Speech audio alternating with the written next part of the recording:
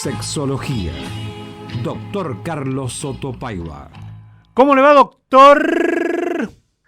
¿Cómo te va, Juan Alberto? Buenos días. Que es un decir porque el clima está en este momento llorando también y espero que siga todo el fin de semana. Sí, yo pediría que pare un poco porque dejé las ventanas abiertas y se me debe estar inundando el dormitorio.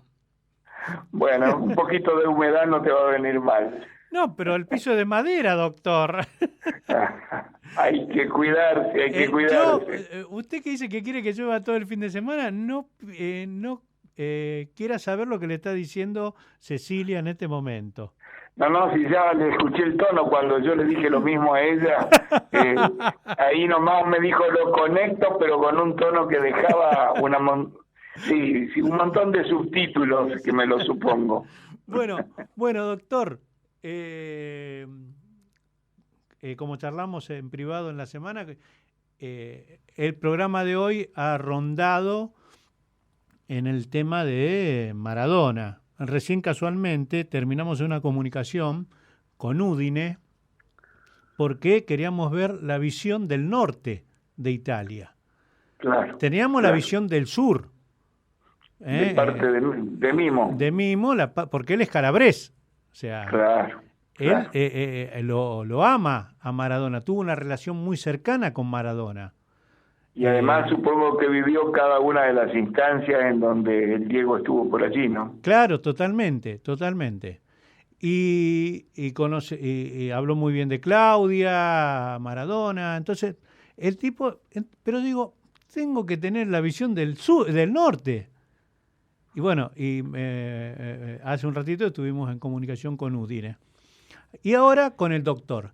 Que hoy no vamos a hablar de una cuestión de sexología, vamos a hablar de la sociología de Maradona. Porque lo estuvimos charlando. Calculo que...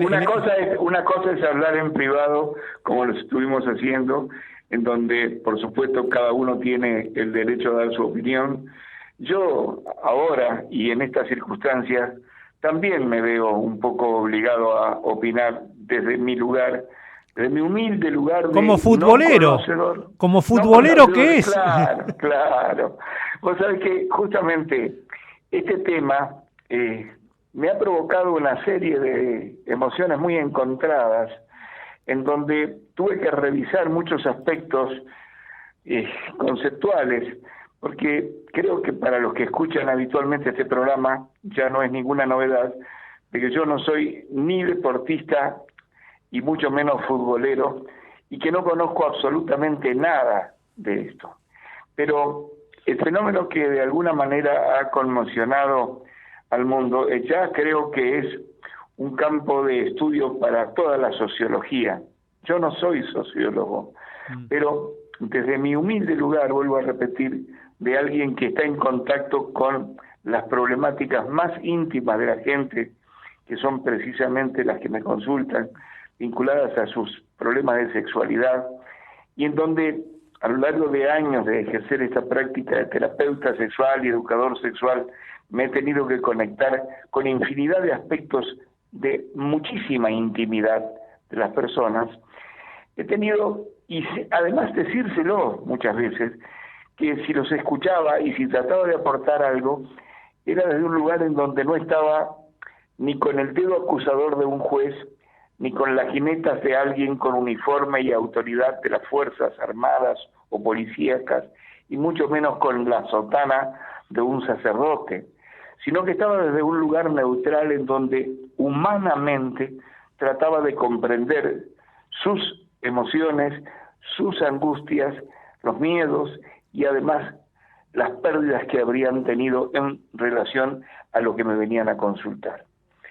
Esta situación maradoniana, por llamarla de alguna forma, ha tenido obligatoriamente que pensar a muchísima gente que se va a ocupar, y creo que ya se está ocupando, de un fenómeno muy particular, que es cómo un hombre ha llegado a conmocionar la emoción ya globalizada de un mundo que tiene infinidad de cosas por las cuales preocuparse, pero que en este momento tan particular estaba viviendo otra situación de angustia, de dolor y, ¿por qué no?, de duelo frente a la pérdida de alguien a quien de alguna manera lo consideraban parte de sí mismos. Esto es lo que yo he tenido que revisar de mí. ¿Hasta qué punto esto, que hacía llorar a infinidad de personas, también me conmocionaba a mí? Y lo he tenido que ver desde un lugar que fundamentalmente pasa por el matiz humano del análisis. Diego, incuestionablemente, tiene todas las características de la mayor parte de las personas, que no son, como le comenté en un post a una amiga, ni absolutamente blancos, impolutos y sin ninguna crítica, y que tampoco son negros, fatalmente negros, como para que sobre él cayeran absolutamente todas las críticas y los odios. Tiene justamente la característica humana de ser gris, en el aspecto humano, o sea, con infinidad de cosas brillantes, que justamente y a partir de una habilidad innata por un lado y que él desde su más tierna infancia se preocupó por ir avanzando en el progreso de esa habilidad, le hizo conseguir el aplauso y la fama justa en el terreno del deporte, y por otro lado también tuvo esas otras características no deseables, que son precisamente las fallas humanas de pensar de determinadas maneras y actuar en consecuencia, sobre todo en el aspecto de lo que no sería lo políticamente o socialmente correcto desde el punto de vista de la aceptación en ciertas actitudes que él ha tenido. Y estamos hablando ya de aspectos que tienen que ver con su intimidad, la forma en que la vivía, la forma en que quizás salía de los parámetros habituales de lo que es lo que se espera de un ídolo, que es todo lo mejor. Bueno, él no tenía todo lo mejor. Creo que él era brillante en los aspectos deportivos, pero no tenía todo lo mejor que se podía esperar de él en ciertas apreciaciones vinculadas a lo mejor a actitudes machistas o a actitudes de, digamos, de negación frente a la consideración al otro sexo. Todas estas cosas me hicieron revisar y digo, ¿cómo sería la mejor manera de definir a un hombre como Diego? Y me estoy aferrando a una cosa que a través de ver múltiples documentales, no comentarios de los opinólogos de nuestro país, sino documentales hechas en el extranjero, me hicieron ver facetas por allí ignoradas de este hombre, en donde yo rescato una, que es la que he rescatado siempre en las personas y que me han hecho aliviar la crítica feroz que por ahí podría hacerse en el sentido de sus conductas. Lo que yo rescato de él es su faceta de generosidad. No hay nadie que estuvo en contacto directo con él, que lo conoció muy profundamente, que pueda decir que Diego era un egoísta. Era alguien generoso, generoso cuando se lo necesitaba, generoso para asistir con su presencia o con lo que podía, y muchas veces fue económicamente o con el aporte de determinados elementos para quienes estaban realmente necesitando algo para aliviar sus necesidades.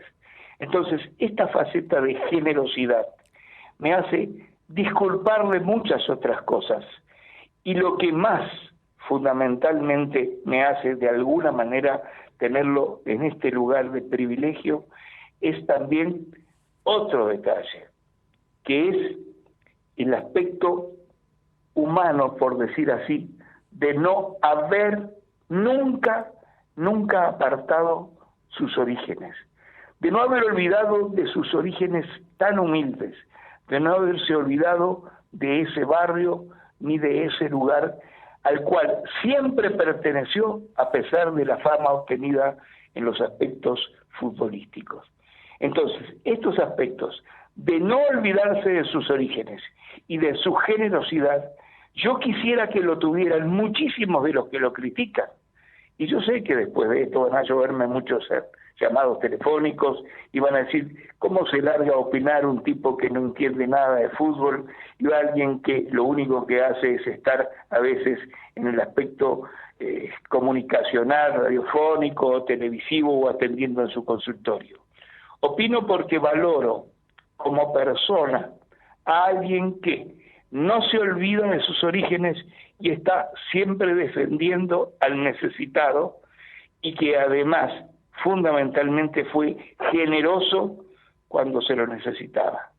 Estos dos aspectos, su generosidad reconocida internacionalmente, y los aspectos fundamentales de no haber olvidado sus orígenes, son los que me hacen rescatar a alguien que tendrá infinidad de críticas, pero que seguramente muchos de los que lo critican no tienen estas dos características, de no haber olvidado sus orígenes y de ser generosos con quienes lo necesitan. Esa es mi apreciación. Y como dicen, ni siquiera la autoridad moral para criticarlos, ¿no? Por supuesto, yo quisiera que muchos de los que lo critican puedan acercarse a los necesitados como él lo ha hecho en infinidad de oportunidades. ¿Y qué se le puede hacer? Aliviar esta angustia que posiblemente él, en lo más profundo de su conciencia, hizo que justamente cometiera estos desmanes de sus adicciones y de sus intensos cuadros depresivos, que son los que lo acompañaron hasta último momento, y que en lo profundo de su conciencia tiene que estar, como lo dijo en varias oportunidades, arrepentido de haberse perdido tantas cosas que hubiera podido disfrutar, entre ellas la cercanía de sus más preciados amores. Esto es lo que me hace valorarlo y fundamentalmente aliviar las críticas que sobre el Diego se puedan hacer. Doctor, muchísimas gracias como siempre, ¿eh? Gracias a vos. Ahí estaba el doctor Carlos Soto Paiva.